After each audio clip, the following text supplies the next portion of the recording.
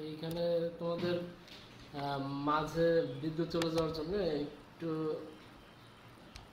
ক্লাসটা কন্টিনিউ করতে সমস্যা হয়ে গেছে। তো আমি অল্প কিছু ছিল, এই জন্য আমি কন্টিনিউ করে আজকে শেষ করে দিই, তাইলে এটা পরবর্তীতে আর একটা ক্লাস তোমাদের নিতে হবে না এটার জন্য।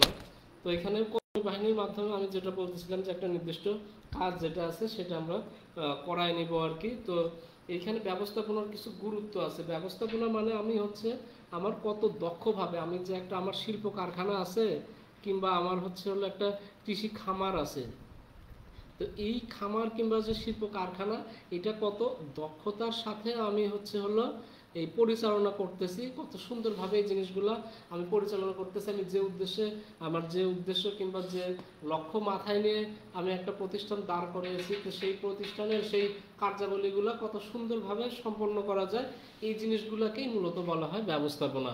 তো ব্যবস্থাপনার এখানে আছে হচ্ছে হলো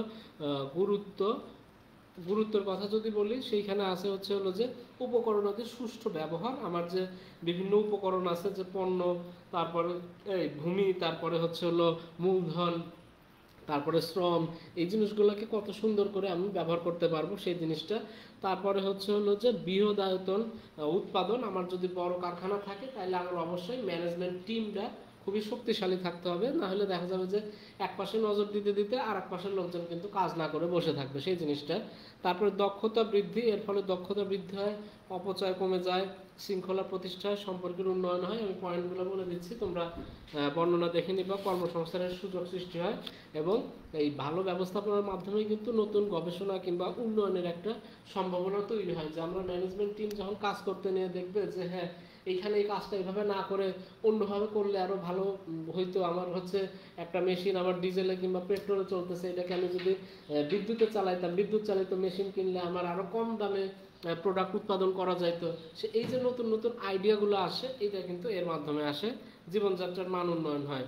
তো এর ফলে আসে হচ্ছে হলো যে উৎপাদন, কিছু সংজ্ঞা আছে এখানে, উৎপাদন, তারপরে আর একটা কি আছে, উৎপাদনের উপাদান আর উপযোগ, এই সবগুলো আছে হচ্ছে হলো 9.2-তে। উৎপাদন বলতে আমরা কি বুঝি, যে একটা পণ্যকে নতুন নতুন দ্রব্য তৈরির প্রক্রিয়া, বা একটা দ্রব্যকে আমি তাকে নতুন একটা উপযোগ দিব, একটা নতুন চাহিদা তৈরি করব। যে আমার হচ্ছে হলো এই যে বাজারে আমি হয়তো একটা ফল যেটা বলবো যে হয়তো কেউ ওই ফলটা খায় না, এই যে অনেকে হয়তো কাঁঠাল খাইতে কিংবা ফল খাইতে পছন্দ করে না, তো আমি যদি ওইটাকে প্রক্রিয়াজাত করে যদি কোনো চিপস কিংবা জেলি এরকম যদি করে যদি বিক্রি করি, তাহলে যে একটা নতুন উপযোগ তৈরি হইলো, এই জিনিসটাও কিন্তু উৎপাদন আর কি।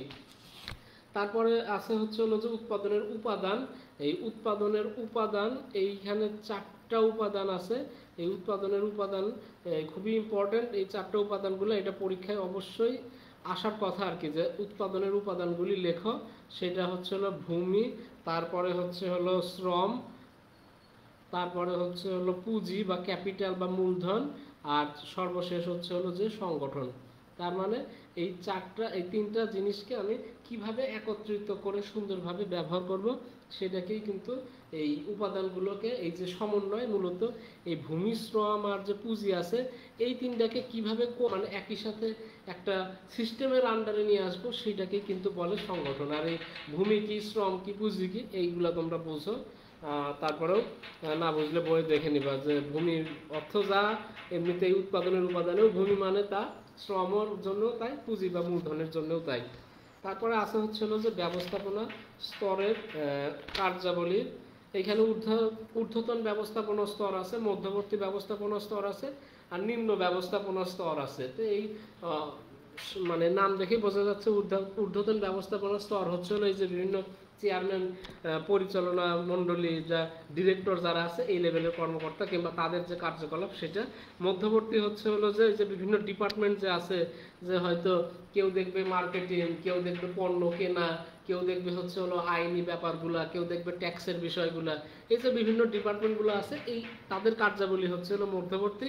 আর নিম্ন ব্যবস্থাপনা স্তর হচ্ছে একদম যারা সরাসরি কর্মীদেরকে সুপারভাইজ করে, হয়তো একজন সুপারভাইজার 20টা কর্মী নিয়ে কাজ করে, এই যে এই ম্যানেজমেন্ট যেটা, সেটা নিম্ন ম্যানেজমেন্ট স্তর আর কি। তারপরে হচ্ছে হলো উৎপাদন ব্যবস্থাপনা আছে, প্রোডাকশন ম্যানেজমেন্টের জন্য কিছু কার্যাবলী আছে, উৎপাদন ব্যবস্থাপনার কার্যাবলী, সেটা হচ্ছে হলো 9.4-এ আছে। এইটা আমি 2 স্টার দিচ্ছি, এটা মোটামুটি ইম্পর্টেন্ট। সেটা হচ্ছে হলো যে কি কি আমি বিষয় উৎপাদন ব্যবস্থাপনা কার্যাবলীতে আমি খেয়াল রাখবো, সেটা হচ্ছে হলো যে আমার সম্পদ বা উৎপাদন ক্ষমতার যেন পুনর্ব্যবহার মানে পূর্ণ ব্যবহার হয়। আমার যদি এইখানে 10টা আমার যে জায়গা আছে এখানে যদি 10টা আমার মেশিন সেট আপ দেওয়ার যদি আমার সুযোগ থাকে, তাহলে আমি চেষ্টা করব যে কোনোভাবে হোক এখানে 10টা মেশিনই সেট আপ দিতে। এই যে আমি 2টা মেশিনের জায়গা ফেলে রেখে হয়তো 8টা দিয়ে কাজ চালাচ্ছি, এই যে এরকম করব না আর কি। তারপরে পণ্য বা যন্ত্রপাতির নকশা নির্ধারণ, যে কিভাবে পণ্য উৎপাদন করব, ভোক্তাকে কিভাবে কি কালারের প্যাকেটে দিলে কিংবা কি ইউনিটে দিলে কত গ্রাম করে প্রতি প্যাকেটে থাকলে এই যে ক্রেতারা এই জিনিসটা কিনতে আগ্রহী হবে, এই জিনিসটাও কিন্তু একটা গুরুত্বপূর্ণ অংশ। তো এখানে একটা জিনিস আমার হচ্ছে হলো এখন মনে পড়লো যে এক জায়গায় একটা দেখছিলাম, কোনো একটা তারা রিসার্চ করতেছিল যে কোনো একটা কোম্পানির যে ওই যে পপকর্নের প্যাকেটের উপরে, যে এইখানে হয়তো একটা পপকর্নের প্যাকেট আছে যে 5 টাকায়, সেইখানে হচ্ছে হলো হয়তো 100 গ্রাম দিচ্ছে, আবার হচ্ছে হলো 7 টাকায় দিচ্ছে হলো আরেকটা প্যাকেটে 200 গ্রাম। তো এইখানে দিয়ে টোটালি হয়তো মনে হচ্ছে যে 5 টাকায় যদি 100 গ্রাম হয় তাহলে 7 টাকায় 200 গ্রাম দেওয়া কিন্তু লস, কিন্তু আদতে দেখা গেল যে তাদের এতে কিন্তু লাভ হচ্ছিল। তার কারণ যাদের ওই 100 গ্রাম কিনলেই হইতো, তারা যে দেখতো যে আমার এইখানে কয়েক টাকা সেভ হচ্ছে, এইটা করার জন্য কিন্তু অকারণে তারা 2 টাকা অতিরিক্ত খরচ করে কিন্তু 200 গ্রামের প্যাকেট নিত, যেখানে তার 200 গ্রামের প্যাকেট না কিনলেও চলতো আর কি। তো এইভাবে যে আবার কিভাবে প্রোডাক্টের ইউনিটটা তৈরি করলে আমাদের বেশি লাভ হবে, তো এই জিনিসটা হচ্ছে হলো এই যে নকশা করতে হবে। তারপরে হচ্ছে হলো যে উৎপাদন পরিকল্পনা আছে, তারপরে আছে কার্য সমীক্ষা, ওয়ার্ক স্টাডি, যেরকম হচ্ছে হলো যে এই শ্রমিক, যন্ত্রপাতি ইত্যাদির, যে শ্রমিকদের হেলথ ঠিক আছে কিনা, তাদের বেতন ভাতা এই জিনিসগুলো ঠিকঠাক আছে কিনা, তারা ঠিকঠাক কাজ করতেছে কিনা, কিংবা আমার যে যন্ত্রপাতিগুলো মিল কারখানায় যে চলতেছে তাদের মেয়াদ আছে কিনা, এই জিনিসগুলো আমরা এখানে দেখব। তারপরে হচ্ছে উৎপাদন নিয়ন্ত্রণ, মজুত নিয়ন্ত্রণ, পণ্যমান নিয়ন্ত্রণ, যন্ত্রপাতি রক্ষণাবেক্ষণ, দ্রব্য গবেষণার উন্নয়ন, উৎপাদন কর্মীদের মনোবল বৃদ্ধিতে। এই যে ব্যবস্থাপনা কার্যাবলী যে এখানে 15টা আছে, এই যে 9.4-এ যে হচ্ছে হলো 15টা পয়েন্ট আছে, 1 থেকে 15, এইতে পয়েন্টগুলো মনে রাখলে আশা করি এর ভিতরের কথাগুলো তোমরা লিখতে পারবে। তো এই 2টা অধ্যায় আজকে তোমাদের শেষ হলো। তোমাদের সাথে পরবর্তী ক্লাসে আবার কথা হবে। সে পর্যন্ত ভালো থাকবে সবাই, ধন্যবাদ সবাইকে।